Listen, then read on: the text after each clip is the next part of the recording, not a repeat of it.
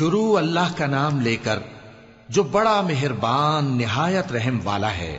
ہم نے نوح کو ان کی قوم کی طرف بھیجا کہ پیشتر اس کے کہ ان پر درد دینے والا عذاب واقع ہو اپنی قوم کو خبردار کر دو۔ انہوں نے کہا کہ بھائیو، میں تم کو کھلے طور پر خبردار کرتا ہوں کہ اللہ کی عبادت کرو اور اس سے ڈرو اور میرا کہا مانو، وہ تمہارے گناہ بخش دے گا اور موت کے وقت مقرر تک تم کو مہلت عطا کرے گا۔ جب اللہ کا مقرر کیا ہوا وقت آ جاتا ہے تو تاخیر نہیں کی جاتی، کاش تم جانتے ہوتے۔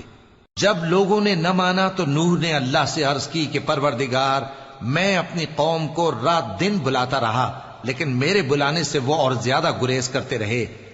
جب میں نے ان کو بلایا کہ توبہ کریں اور تو ان کو معاف فرمائے تو انہوں نے اپنے کانوں میں انگلیاں دے لی اور اپنے اوپر کپڑے اوڑھ لیے اور اڑ گئے اور خوب تکبر کرنے لگے۔ پھر میں ان کو بلند آواز سے بھی بلاتا رہا، پھر علانیہ بھی اور رازداری سے بھی سمجھاتا رہا۔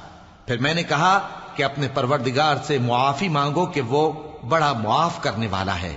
وہ تم پر آسمان سے موسلا دھار میں برسائے گا اور تمہارے مال اور بیٹوں میں اضافہ کرے گا اور تمہیں باغ عطا کرے گا اور ان میں تمہارے لیے نہریں بہا دے گا۔ تم کو کیا ہوا ہے کہ تم اللہ کی عظمت کا اعتقاد نہیں رکھتے، حالانکہ اس نے تم کو طرح طرح کی حالتوں میں پیدا کیا ہے؟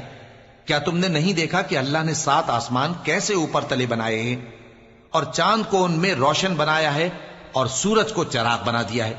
اور اللہ ہی نے تم کو زمین سے ایک خاص طرح سے پیدا کیا ہے، پھر اسی میں تمہیں وہ لوٹا دے گا اور اسی سے تم کو نکال کھڑا کرے گا۔ اور اللہ ہی نے زمین کو تمہارے لیے فرش بنایا تاکہ اس کے بڑے بڑے کشادہ رستوں میں چلو پھرو۔ آخر میں نوح نے عرض کی کہ میرے پروردگار، یہ لوگ میرے کہنے پر نہیں چلے اور ایسوں کے تابع ہوئے ہیں جن کو ان کے مال اور اولاد نے نقصان کے سوا کچھ فائدہ نہ دیا، اور وہ بڑی بڑی چالیں چلے اور کہنے لگے کہ اپنے معبودوں کو ہرگز نہ چھوڑنا، اور ود اور سوا اور یغوث اور یعوق اور نصر کو کبھی نہ چھوڑنا۔ اور اے پروردگار، انہوں نے بہت لوگوں کو گمراہ کر دیا ہے اور تو ان ظالموں کو اور زیادہ گمراہ کر دے۔ آخر وہ اپنے گناہوں کے سبب پہلے غرقاب کر دیے گئے، پھر آگ میں ڈال دیے گئے، تو انہوں نے اللہ کے سوا کسی کو اپنا مددگار نہ پایا۔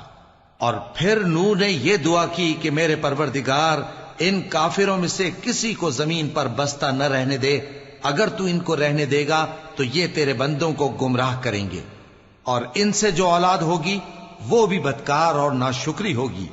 اے میرے پروردگار، مجھ کو اور میرے ماں باپ کو اور جو ایمان لا کر میرے گھر میں آئے اس کو اور تمام ایمان والے مردوں اور ایمان والی عورتوں کو معاف فرما اور ظالم لوگوں کے لیے اور زیادہ تباہی بڑھا۔